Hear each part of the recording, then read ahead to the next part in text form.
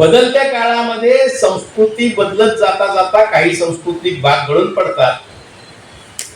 संस्कृती आणि माणसं बदलण्याबद्दल वाद नाही आहे, पण एखादी समृद्ध संस्कृती तिची नोंद न होता संपून जावी हा मानवी इतिहासावरचा मोठा कलंक असतो.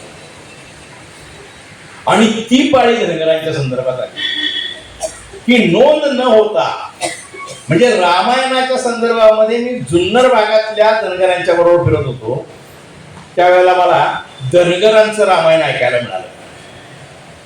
त्यातली जी कौशल्य आहे ती कौशल्या राम घरी आल्या आल्या काय करते तर चक्री जेन टाकते आणि उतरंडी उतरून शेवाय बांधायला घालते.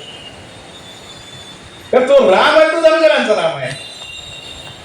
ब्राह्मणांचा राम श्रीखंड खाईल, धनगरांचा राम शेवाय खाईल, तो गालेगिरी त्यांच्यावर लोळेल. हा धनगरांचा राम जो आहे तो चक्री जेनावर बसेल, कारण चक्री जेन हे समृद्धीचं लक्षण आहे.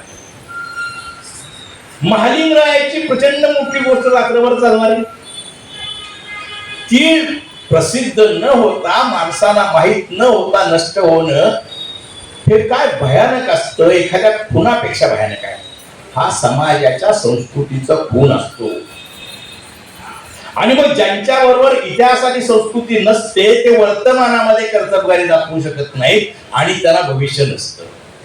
म्हणून हे लिहिलं पाहिजे का, तर म्हणून याच्यासाठी लिहिलं पाहिजे की त्याची नोंद झाली पाहिजे, त्यातली समृद्धी कळाली पाहिजे. तरी त्यात काही भाग मला मी सांगितलं होतं त्यांना की नुसत्या कथांच्या संदर्भामध्ये जरी पाहिलं तर भारतामधला सर्वश्रेष्ठ सांस्कृतिक समाजापैकी धनगर समाज एक आहे.